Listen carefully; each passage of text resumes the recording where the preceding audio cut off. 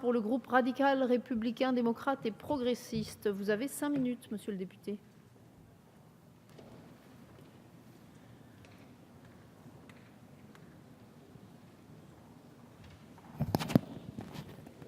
Madame la présidente, madame la ministre de la fonction publique, monsieur le président de la commission des lois, madame la rapporteure, mes chers collègues.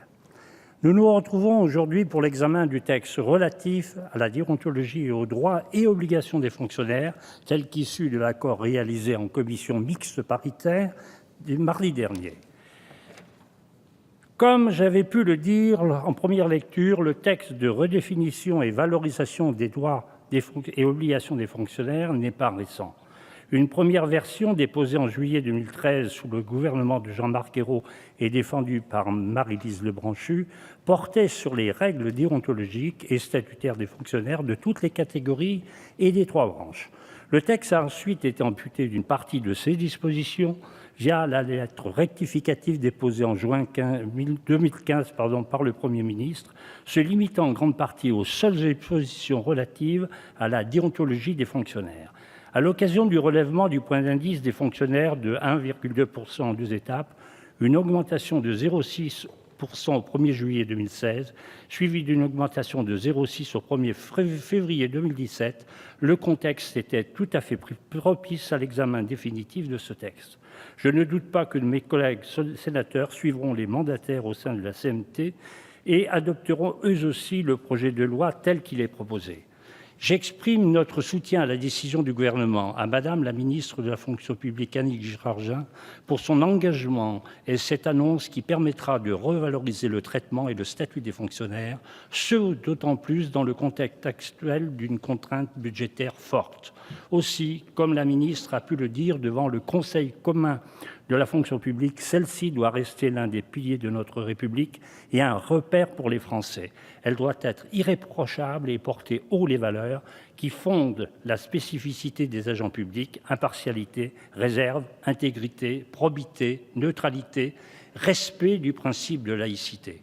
À ce titre, en accord avec les valeurs et les convictions de respect de la laïcité et des opinions de chacun, chères aux partis politiques auxquels j'appartiens et que nous partageons, madame la ministre, nous aurions souhaité que le devoir de réserve pour chaque agent public fût introduit dans la liste des obligations des fonctionnaires prévues à l'article 1er du projet de loi. Et je tiens à saluer le travail de madame la rapporteure pour l'élaboration d'un texte de compromis avec d'autres collègues sénateurs qui n'était pas simple à trouver. Premier point d'accroche, les sénateurs avaient souhaité introduire 3 jours de carence dans les 3 fonctions publiques en cas d'arrêt maladie des agents publics. Si nous pensons que la différence de traitement entre agents publics et salariés du privé ne se justifie plus quant aux jours de carence, nous comprenons que réinstaurer ce dispositif dans le texte qui touche davantage à la déontologie des fonctionnaires qu'à leur statut n'était pas souhaitable. Aussi, nous nous étions interrogés sur la pertinence de maintenir 2 instances chargées de fonctions similaires en fonction et de la matière de déontologie des fonctionnaires. Le Sénat avait souhaité intégrer la commission de déontologie de la fonction publique au sein de la Haute Autorité pour la transparence de la vie publique. Nous n'étions pas opposés à cela, mais le gouvernement et la majorité des députés n'y étant pas favorables, ce dispositif a été supprimé du texte examiné aujourd'hui. Enfin, nous n'étions pas satisfaits par la disposition sénatoriale qui prévoyait le maintien de l'intérim dans les 3 versants de la fonction publique, alors que l'Assemblée nationale, en première lecture, l'avait interdit pour les fonctions publiques territoriales et d'État. L'intérim ne permet pas l'obtention d'une profession pérenne et n'est pas adapté au secteur public.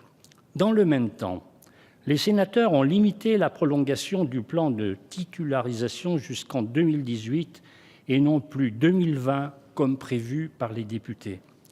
Ces 2 dispositifs risquaient d'ajouter plus de précarité pour les agents, ce qui n'est pas acceptable.